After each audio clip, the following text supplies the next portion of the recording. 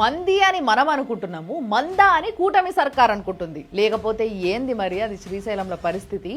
500 రూపాయలు టికెట్ కొనుక్కొని లైన్లో నిలబడ్డోళ్ళు కూడా ఆ దేవుడి దర్శనం కాకున్నా సరేరా నాయన, ఊపిరి ఆడతలేదు, మంచినీళ్ళు లేవు, నిల్వ నీడ లేదు, గేట్లు తీయండ్రి, బయటికి వెళ్ళిపోతాం మేము అని ఎంత బతిలాడినా తీయకపోయేసరికి గోడలు దుంకి మరి బయటికి వస్తున్నారు.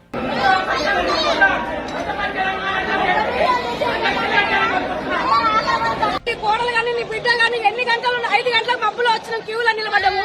అదే మీ బంధువులకు అట్లా నిలబడరా? ఏం తినాలి? ఒప్పుకొని నీళ్లు లేవు, నిద్ర లేదు. శ్రీశైలం జాతరకు వచ్చి దేవుని దర్శనం చేసుకోకపోదామని మాకు ఆకలి లేదలా చిన్న చిన్న పిల్లలు పడిపోయినారు. నీకు దయచేసి లేకపోతే గుడి మూస్తే మూసే లేదని పేపర్లు వచ్చి పేపర్ కొట్టారు. ఎవరో రాముగా శివరాత్రి అయిపోయిన శివసాముల పైన పోలీసులు లాఠీ చార్జ్ చేసిండ్రు.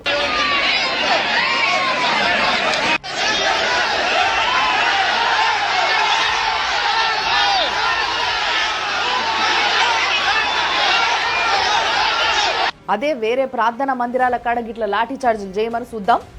అయినా ఈ పోలీసులను అని కూడా ఏం లాభం లే.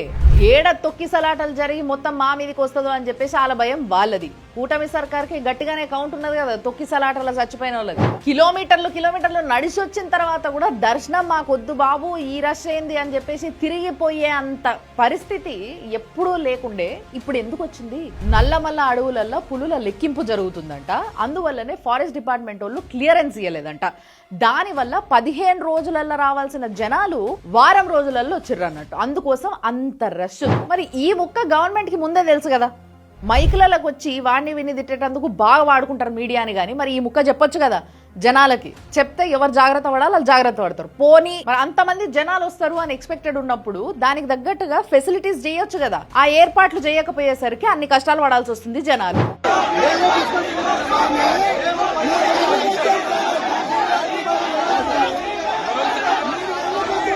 మరి గుళ్ళలకు వచ్చే కోట్ల రూపాయలు ఏమైతున్నాయి, ఏడిపోతున్నాయి? వేరే దేశాలకు పోయే మతపరమైన యాత్రలకు ఇక్కడ సర్కారు మస్తుగా పైసలు ఇస్తుంది. మరి ఇక్కడ గుళ్ళల్లో వస్తున్న పైసల్ని ఇక్కడ గుళ్ళల్ల మీద పెట్టడానికి ఏం నొప్పి?